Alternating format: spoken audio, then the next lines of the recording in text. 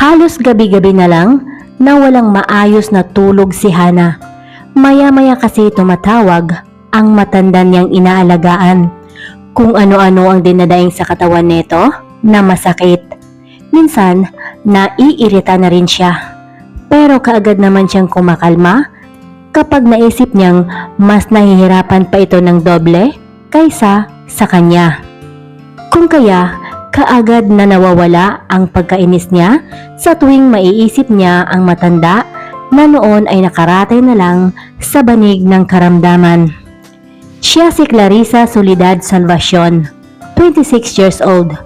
Pumapasok bilang caregiver sa isang mayamang bedridden na matandang don na 72 years old. Naka 2 years lang siya sa kursong nursing dahil nga kinapos na sila sa budget. Kung kaya, para makapagtapos, nagtatrabaho muna siya pansamantala bilang isang caregiver. Noong una, medyo nahihirapan siya. Hindi pala ganun kadali ang pagki-caregiver. Gusto niya nang mag-back out. Ilang araw pa lang ang lumipas. Ngunit kapag nakikita niya ang nakakaawang kalagayan ng matanda, na para bang nangungusap ang mga mata nito na huwag siyang iwan, ay kaagad namang lumalambot ang puso niya. Kung kaya, pinili na lang niyang alagaan ang nakakaawang matanda. Alam mo ba na 1 linggo lang ang pinakamahabang itinatagal ng mga naging caregiver ng Don? Kwento pa ni Aling Rosita na isang kusinera sa mansyon. So far, siya pa lang ang nag-iisang caregiver na lumagpas na ng 1 linggo. Naiisip ni Hana na kung hindi niya pagtitiyagaan ang matanda, sino pa ang magtitiyaga dito? Mas lalo patuloy na nakadama ng pagkahabag ang dalaga sa matanda. Maiksi na lang ang buhay na itatagal nito sa mundo. Bakit ba hindi na lang niya pagtitiyagaan nang makadama man lang ito ng saya dahil may isang katulad niya na handang magtiyaga para lang alagaan ang isang matanda na malapit ng mamahinga. Maraming salamat, Iha, dahil pinagtiyagaan mo ang isang katulad kong matanda na malapit ng mamamatay. Madamdaming salita ng matanda na halata ang pagkasabik na may makakausap. Wala daw kasing nagtatagal para alagaan siya. Dahil naiinis ang mga ito sa panay tawag niya. Laking pasasalamat ng matandang Don dahil sa wakas nakatagpo siya ng isang caregiver na may mahabang pasensya at masayahin pa. Kaya naman, lumiliwanag ang aura ng matanda kapag kausap si Hana. Busy din kasi ang 4 nitong mga anak, maging ang mga apo nito sa kani-kanilang mga negosyo at trabaho. Kaya naman, nawawala na ng panahon ang mga ito sa kanilang ama na may malubhanang karamdaman. Kahit once a week man lang sana nilang bibisitahin ito, tiyak, masayang-masaya na ang matandang Don. Kaya naman, si Hana na ang gumagawa ng paraan para mapasaya ang matanda sa nalalabi niyang buhay sa mundo. Hindi umaalis si Hana sa tabi ng matanda. Palagi lang niya itong kinakausap hanggang sa makatulog ito. Tumagal ng higit 2 taon ang pag-aalaga ni Hana sa matandang Don. Hanggang sa kahuli-hulihang hininga nito, si Hana pa rin ang nasa tabi niya. Ni isa sa mga anak at apo ng Don, wala man lang dumating. Sobrang nagdadalamhati ang dalaga sa pagkawala ng matandang Don na inalagaan niya sa loob ng higit 2 taon. Napapalapit na kasi ang loob niya sa matanda na para bang tunay na niya itong kadugo. Kaya nga ipinagpaliban na muna niya ang pag-aaral para lang maalagaan niya ng maayos ang matanda. Yan ang bagay na labis na ipinagpapasalamat ng matandang Don. Umanaw ang Don sa edad na 74 years old. Hanggang sa kahuli-hulihang hininga niya, pasasalamat pa rin kay Hana ang tangi niyang sinasambit at yun ay labis na ikinadudurog ng puso ng dalaga. Hindi man lang nito tinatawag ang pangalan ng kanyang mga anak at mga apo man. Mahahalata mo talaga na may pagtatampo ito sa kanyang mga anak. Kaya naman, ipinapangako ni Hana sa kanyang sarili na hinding-hindi niya pabayaan ang kanyang mga magulang kapag tumanda ng mga ito at mangangailangan na ng kalinga niya. Mamahalin at alagaan niya ang kanyang mga magulang habang buhay. Malungkot na nilisan ni Hana ang mansyon ng yumaong Don Demetrio Colmenares. Ilang araw din niyang iniyakan ang pagpanaw ng Don. Pero tulad ng sinabi ng kanyang nanay, lahat ng bagay sa mundo ay may katapusan. Ito na ang panahon para ipagpapatuloy na ni Hana ang kanyang pag-aaral. Gustong-gusto niyang tapusin ang kurso niyang nursing. Natiyak niyang matutupad na ito ngayon dahil may sapat na siyang pera para panggastos sa kanyang pag-aaral. Pagkalipas ng ilang buwan, isang nagpakilalang attorney ng yumaong Don ang dumating sa pamamahay ng mga magulang ni Hana. Iniimbitahan ni Attorney Perez si Hana para humarap sa isang family meeting ng mga Colmenares. Bagay na labis na ipinagtataka ng dalaga. Kahit nagtataka man, pero sumipot pa rin siya sa imbitasyon ng attorney dahil mahalaga daw ang kanyang presensya dito.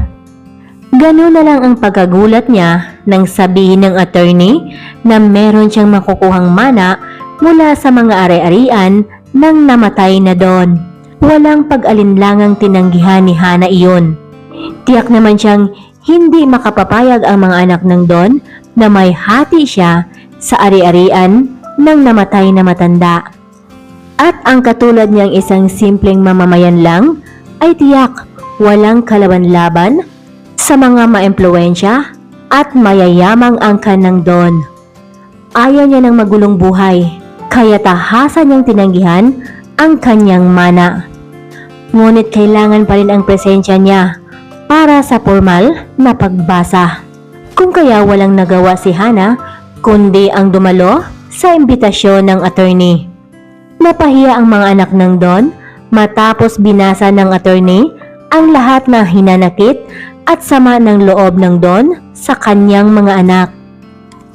Totoo ang lahat na nakasulat. Madalang pa sa patak ng ulan kung sila ay dumalaw sa kanilang ama. Kung dumalaw man sila, matagal ng 10 minutong pananatili nila dahil busy daw ang mga ito sa kani-kanilang mga negosyo. Kaya naman, naunawaan ng 3 mga anak ng Don kung bakit nagawa ito ng kanilang ama sa babaeng tagapangalaga sa kanya. Tunay naman talaga na hindi mababayaran ng anumang halaga ang saya na ipinadama ng dalagang caregiver na si Hana sa kanilang ama na dapat silang mga anak sana ang gumagawa. Wika pa ng babaeng panganay na anak ng Don.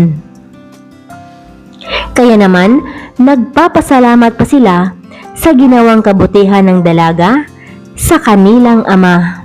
Mapapatunayan naman ang kuha sa CCTV footage kung paano maingat na inalagaan ng dalaga ang matandang Don. Naiintindihan ng lubos ng 3 mga anak ng Don kung bakit ipinamana ng Don ang kalahati ng kanyang ari-arian sa dalaga. Maliban na lang sa bunsong anak ng Don na lalaki na si Luis Colmenares. Dahil ang mamanahin niya ay nakasalalay sa mga kamay ni Hana. Mariin niyang tinututulan ang nakasulat sa last will ng ama. Naniniwala siyang inaakit ng babae ang kanilang ama para makakuha ito ng mana. At ang ama naman daw nila, ayun, nabudol sa malaanghel na mukha ng dalaga. Mahabang litanya ng lalaki na puno ng panlalait laban sa dalaga. Tinangka pa siyang pigilan ng mga kapatid niya, ngunit nagpatuloy pa rin ang lalaki sa pagbato ng mga masasamang salita laban sa babae na noon ay halos hindi na makahuma sa labis na pagkabigla. Sino bang hindi mabibigla kung hindi mo inasahang pamamanahan ka ng ganun kalaking ari-arian? Pero ang malaking problema, Wala siyang alam tungkol sa negosyo. Kaya papaano niya patatakbuhin ito? Gayon ang gusto niya ay magiging isang nurse lang, hindi ang maging isang negosyante. At dito na ngayon papasok ang malaking problema na haharapin ng dalaga at ng bunsong anak ng Don na si Luis Colmenares. Isang malaking hamon para sa dalaga. Subok na ng Don ang kakayahan ng dalaga sa pag-aalaga kung gaano siya katyaga. Ngayon naman, muling subukin ng Don ang kakayahan ni Hana sa pag-aayos ng sirang buhay ng bunsong anak niyang si Luis. Para hindi masasayang ang mga ari-arian na iniwan ng Don sa dalaga, kailangan niyang pagagalingin ang sugatang puso ng bunsong anak nito na si Luis. Ilang taon na ring nagdurusa ang puso ng lalaki dahil sa ginawang panloloko ng nobya nito. Doon nag-umpisa ang pagkamuhi ni Luis sa lahat ng mga babae. Kaya pala, gano'n na lang niya hinuhusgahan ang dalaga kahit hindi pa niya ito lubusang kilala. Ngunit, kung inaakala ng lalaking ito na masisindak niya si Hana, doon siya nagkamali. Dahil kung gaano si Hana katyaga pagdating sa mga pasyente, gano'n naman siya kapalaban. Kung puso na ang pag-uusapan, simple lang ang kanyang dahilan. Kung ayaw mo sa akin, wag mo! Madiin na wika niya sa lalaki. Walang pakialam si Hana kung saan man mapunta ang kanyang mana. After all, hindi naman talaga niya ito itinuturing na magiging kanya talaga. Lalo pa at hindi naman niya ito pinaghirapan. Kaya naman, kung patuloy lang si Luis sa pagsira sa kanyang buhay, pareho silang mawawala ni Hana dahil mapupunta ang kayamanan sa mga bahay ampunan na mas higit na nangangailangan. At okay lang kay Hana iyon dahil sanay naman siyang maghanap buhay. Ewan lang kay Luis na lumaki sa marangyang buhay. Kaya kung ayaw makisama ni Luis, pareho silang walang mapapala. Pahayag pa niya sa lalaki. Kailangan mo siyang paibigin, dude. Suwestyon ng kaibigan ni Luis.